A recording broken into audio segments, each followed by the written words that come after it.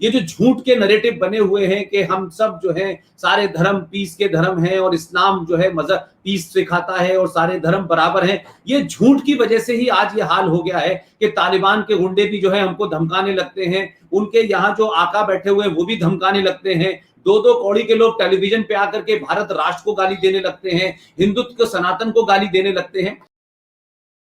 तो ये हमेशा ये खतरा हमेशा बना रहेगा जाहिलों से, जल्लादों से। इसमें कुछ थोड़ी बहुत अंग्रेजी इनको आ जाती है तो टेलीविजन पे चले आते हैं और वही आजकल दिख रहा है। आपने सारी किताबों का हवाला दिया, लेकिन ये नहीं बताया कि जो आसमानी किताब थी ये किसने छापी और कौन सी कोरियर कंपनी से नीचे आई, ये आज तक पता नहीं चल पा रहा है। सिंह साहब, आपने एक लंबा पूरा टॉपिक कवर किया और मुझे खुशी है कि हम लोग अभी आप पटना में हैं और 19 सितंबर को आपके दोस्त जनरल जी.डी. बख्शी, सुशील पंडित, विष्णु शंकर जैन, प्रोफेसर पवन सिन्हा, ये सारे लोग हम लोग इकट्ठे हो रहे हैं। आपकी किताब जो know the anti national English में आई, उसके बाद देश भर में ये हुआ कि उस किताब को हम हिंदी में छापें और वो हिंदी में तैयार हो गई है।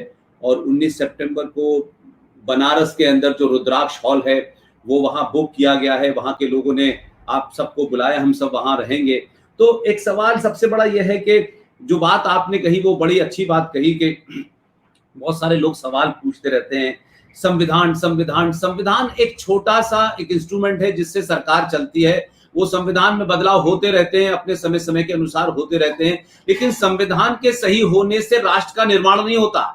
इसलिए देश और राष्ट्र में जो लोग फर्क नहीं समझ रहे, जो लोग कुछ संविधान के कुछ प्रोविजन को हटाने के लिए कोई धरना प्रदर्शन भी करना चाहते हैं, वो चलते रहते हैं, वो टेम्परेरी हैं, आज बदलेंगे फिर बदल जाएंगे। जिस तरीके से आपने कहा कि भारत के प्रियम्बल के अंदर 1976 में बदलाव हो गया तो हमने क्या कर लिया। तो संविधान के कुछ प्रावधानों के बदलने से सरकारों पे तो कुछ असर हो सकता है, लेकिन राष्ट्र, क्योंकि आपके, मेरे, जी.डी. बख्शी, सुशील पंडित, विष्णु, पवन सिन्हा, ये तमाम सारे जो हैं, इवन जो विक्रम सिंह साहब हैं या मेजर गौरव आ रहे हैं, हम सारे लोगों की कोशिश है कि नैरेटिव कैसे बदला जाए। ये जो झूठ के नैरेटिव बने हुए हैं कि हम सब जो है सारे धर्म पीस के धर्म हैं और इस्लाम जो है मजहब पीस सिखाता है और सारे धर्म बराबर हैं, ये झूठ की वजह से ही आज ये हाल हो गया है कि तालिबान के गुंडे भी जो है हमको धमकाने लगते हैं, उनके यहाँ जो आका बैठे हुए हैं वो भी धमकाने लगते हैं, दो दो कौड़ी के लोग टेलीविजन पे आकर के भारत राष्ट्र को गाली देने लगते हैं, हिंदुत्व सनातन को गाली देने लगते हैं। उसकी वजह यह है कि शायद हम लोग सब लोग पॉलिटिकल ड्रिवन ज्यादा हो गए, सरकार ड्रिवन ज्यादा हो गए हैं,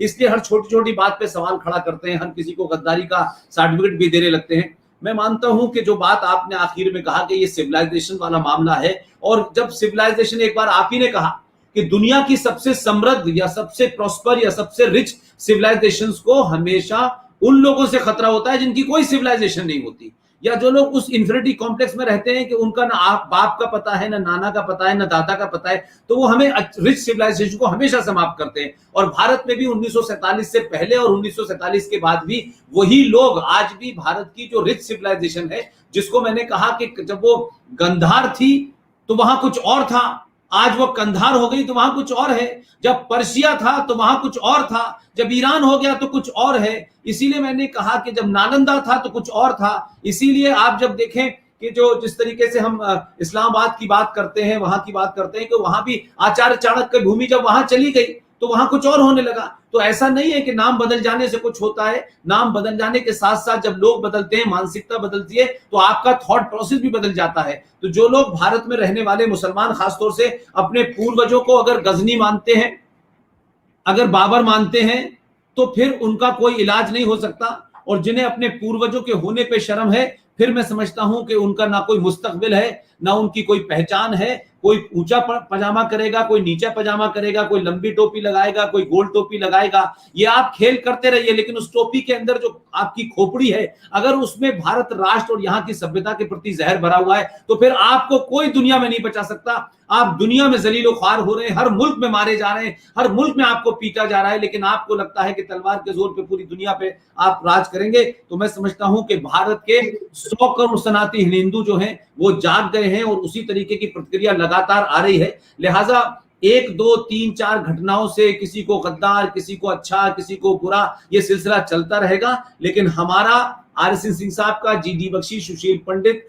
ललित अंबरदार साहब का, गौरव आर्या साहब का, प्रोफेसर कपिल कुमार का, प्रोफेसर पवन सिन्हा, हम सब का एक एजेंडा है कि हम लोग नरेटिव को बदलें, यानी वैचारिक क्रांति पे हम कितना समय दे सकते हैं दें। बाकी कानून व्यवस्था के कुछ कानून बदलेंगे, कुछ नहीं बदलेंगे, वो चलता रहेगा। और जो ये काम कर रहे हैं वो भी अच्छा काम कर रहे हैं, लेकिन जरूरी नहीं है कि सारे लोग एक जगह इकट्ठे होकर के एक ही काम करें।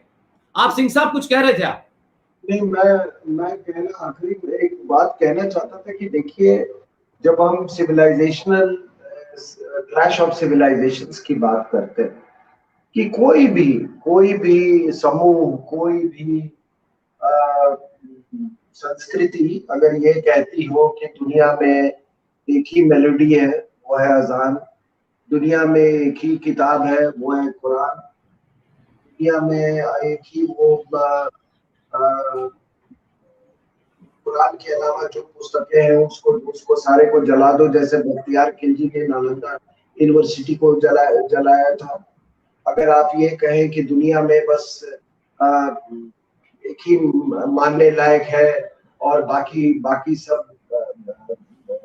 सब ये जो है वो जो उनको दर्जा दे दें आप काफिर है, या वो उनसे काफिर होने के हैसियत से उनको टैक्स दिया, तो ये देखिए, ये संस्कृति की लड़ाई जो है, ये युद्ध जो है, ये कभी समाप्त नहीं होगी सर, ये कभी समाप्त नहीं होगी।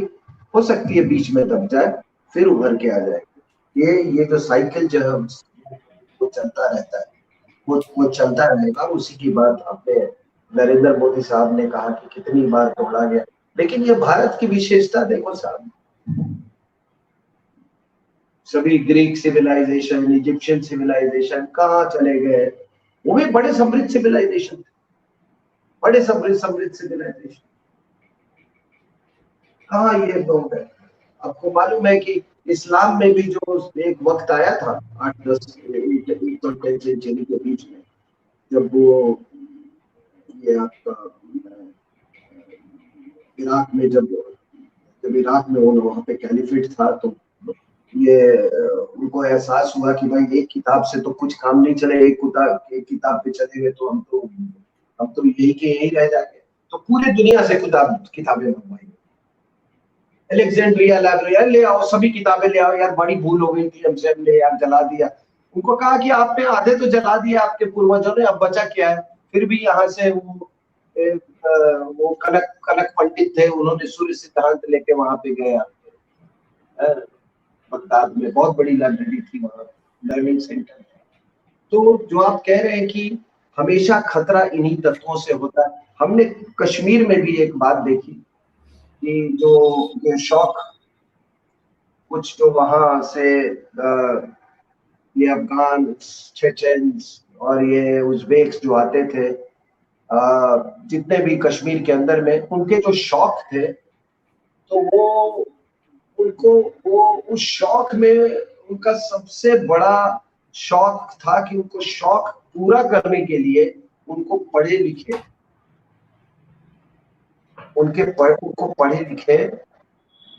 विक्टिम चाहिए थे।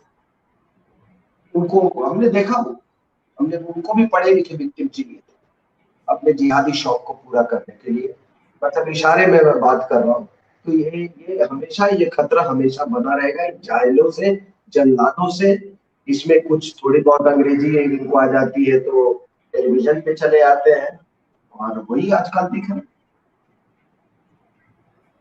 आपने सारी किताबों का हवाला दिया, लेकिन ये नहीं बताया कि जो आसमानी किताब थी ये किसने छापी और कौन सी कोरियर कंपनी से नीचे आई, ये आज तक पता नहीं चल पा रहा है। जब ये पता चल जाएगा तो मैं समझता हूं कि लोग इसका समाधान ढूंढ लेंगे।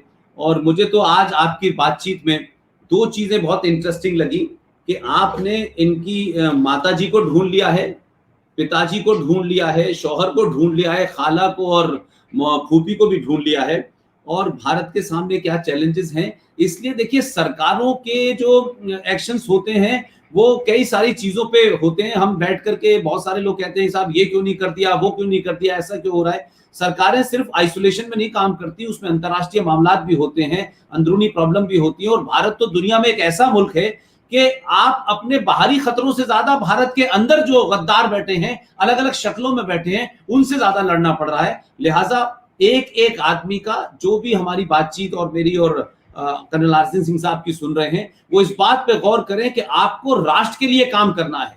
राष्ट्र सरकार नहीं बनाती, राष्ट्र समाज बनाता है। सरकार चलती है, देश चलता है, उसके कुछ कानून है, उसके कुछ नियम है, उससे हमारी सहमति हो सकती है, असहमति हो सकती है, उनमें घटा गुणा भाग हो सकता है, कुछ हटाए जा सकते हैं, कुछ लाए जा सकते हैं, लेकिन हम सबको राष्ट्र निर्माण में लगना है। और जब राष्ट्र की बात करते हैं तो उसमें सरकार के ऊपर बात नहीं की जाती, उसमें और दूसरी चीजों पे बात नहीं की जाती। वो लड़ाई भी है, वो भी लड़ी जानी चाहिए, लेकिन महत्वपूर्ण यह है कि राष्ट्र इंपॉर्टेंट है। देश के लिए तो आपने सरकार चुनी है, सुप्रीम कोर्ट चुनी है, तमाम दूसरी चीजें हैं। लिहाजा आज की बातचीत से कई सारे डायमेंशंस आपने कवर किए, और मैं समझता हूं कि टेलीविजन पे जो इस समय बातचीत चल रही है उसमें बहुत ही सतही तरीके से बात की जा रही है, और उसमें वो एलिमेंट भी बैठे हैं जो अपना एजेंडा चला रहे हैं। तो ये एक ऐसा विषय था जिसपे देश को बहुत, क्योंकि याद है कि तालिबान जब शुरू में आए थे 79 में, तो उस वक्त बहुत सारी चीजें नहीं थी, ये तमाम सोशल मीडिया नहीं था, लेकिन इस आज इसके बातचीत के माध्यम से जो प्रतिक्रिया आ रही है लोगों की, उससे लगता है कि लोग हमारी जो लार्जर बात है जो हम कहना चाहते हैं वो समझ गए। कर्नल सिंह साहब, आपका बहुत बहुत शुक्रिया। और हम लोग 19 सितंबर को आपकी किताब नो द एंटी नेशनल का हिंदी जो संस्करण है उसके लोकार्पण में हम सब लोग पहुंच रहे हैं, और सारे लोगों ने अपना इंतजाम कर लिया है पहुंचने का, सबने सहमति दे दी है। तो ये प्रोग्राम मैं समझता हूं कि बनारस में एक नई ऊर्जा भरेगा, और बनारस के लोगों को बड़ी इस बात की चिंता है कि तमाम सारे लोग पहली बार बनारस में इतने लोग इकट्ठे हो रहे हैं, और ये आपकी किताब के कारण है, इसलिए आपको पहले से बहुत बहुत मुबारकबाद। शुक्रिया, thank you very much sir.